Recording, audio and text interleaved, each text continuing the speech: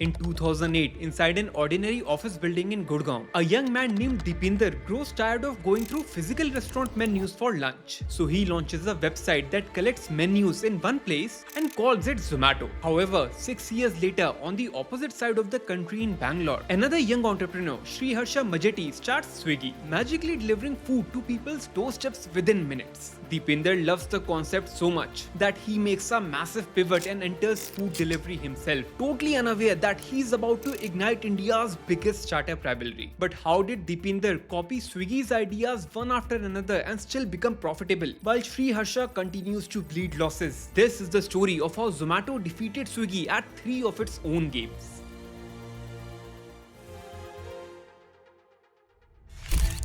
Following the footsteps of Swiggy, Zomato also started food delivery a year after in 2015. However, Swiggy was far superior to Zomato. Deepinder pivoted from restaurant discovery to food delivery, so Zomato outsourced the delivery to riders of other companies. But Sriharsha built Swiggy for food delivery right from the beginning, with their own fleet of delivery riders. That's why Swiggy was beating Zomato by 2018 with a 61% market share. But then Deepinder had a game-changing idea that changed the trajectory of Zomato forever. Sriharsha focused only on the top cities of India, where Swiggy could target the ideal target customers. Working population with no time to cook and more money to spend. Cities are also quite dense, having a lot of restaurants and people in a small area. So in cities, delivery partners can deliver multiple orders quickly. That means that the order volumes and profit margins are higher in cities compared to smaller towns in tier 2 and 3 cities, where demand is low and restaurants are spread out over a larger area. In these smaller cities and towns, women are mostly housewives with plenty of time to cook, so there is no need to order from outside either. That's why Sriharsha focused Swiggy on the top cities. However, Deepinder's approach to this turned out to be Swiggy's nightmare. Instead of seeing the present situation of these small cities, he bet on their upcoming potential and India's growth story, because he knew that while these areas might not be profitable right away, the next wave of growth will come from these regions. So he placed Zomato's long-term bets on these regions. While Swiggy operated in over 580 cities across India, Zomato had a much broader presence in over 750 cities. And this simple change in strategy made an enormous difference. Sriharsha has about 2 lakh restaurants on Swiggy, but Deepinder has almost twice as much on Zomato at about 4 lakh. And this strategic move eventually paid off. Deepinder finally overtook Sriharsha in 2023 as Zomato raced ahead of Swiggy with a 54% market share in food delivery. But Deepinder Goyal also executed a secret masterstroke which Sriharsha never saw coming. And that secret move is generating over 25% of Zomato's revenue today. In 2018, Deepinder saw a huge untapped opportunity. Every restaurant that was on Zomato had the same headache, which was getting raw materials and supplies from shady local mandis every morning. So he acquired a small company named Votu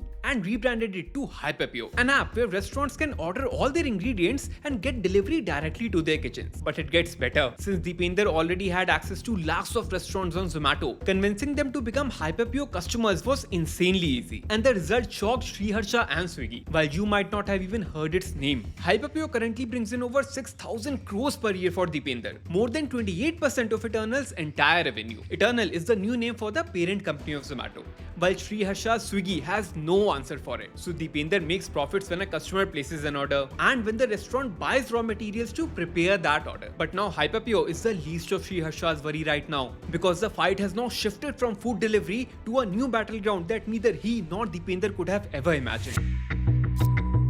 After COVID, everyone wanted everything delivered to their home, not just food. And they wanted it as quickly as possible. So Sriharsha thought of a crazy idea. Swiggy added a new tab on its app in August 2020, Instamart, where you could get groceries delivered to your home in 15 to 30 minutes. That was crazy, because existing apps like Big Basket offered grocery delivery at home but in 24 hours. Getting them within 30 minutes of ordering was magical, almost insane. Sriharsha quickly scaled Instamart to multiple cities, even bringing down the delivery to 10 minutes. However, just like food delivery, while Sriharsha was once again the first mover, Deepinder was too late to react. Instead of trying to launch a competitor to Instamart, he was busy focusing on fixing their core food delivery business. By the time he realized how big quick commerce was getting, it was already too late. Swiggy had become the market leader in quick commerce. Everyone thought that Zomato was out of the race. But that was when Deepinder made a clever move, changing the future of Zomato forever. He had been closely observing one of his batchmates at IIT Delhi Albinder Dhindsa. Albinder was running the popular grocery delivery startup named Grofers, but it was struggling due to a lack of funds. So Deepinder executed a spectacular masterstroke. Zomato acquired a 10% stake in Grofers in 2021, which rebranded to Blinkit, and then Zomato acquired Blinkit entirely in 2022. From being nowhere in the race, Deepinder shot up to being one of the biggest quick commerce players overnight. But the battle was far from over, because both Deepinder and Sriharsha had no idea that two teenagers from Mumbai were about to become their biggest nightmare. Adit and Kevalya dropped out of Stanford and started their own 10-minute grocery delivery service in 2021. Zepto. So by 2022, Zepto was on its way to becoming a serious threat to Blinkit, while Swiggy had a 52% market share as the absolute leader. However, the situation today is almost unbelievable. Blinkit leads the quick commerce race with a 52% market share, while Instamart lags at 25%, with Zepto creeping up right behind it at 23%. Deepinder is so far ahead of Sriharsha that Blinkit's revenue is about 2.4 times that of Instamart, and the way he's doing it is mind-blowing. Deepinder and Albinder understood the soul of the quick commerce business really well, which are dark stores.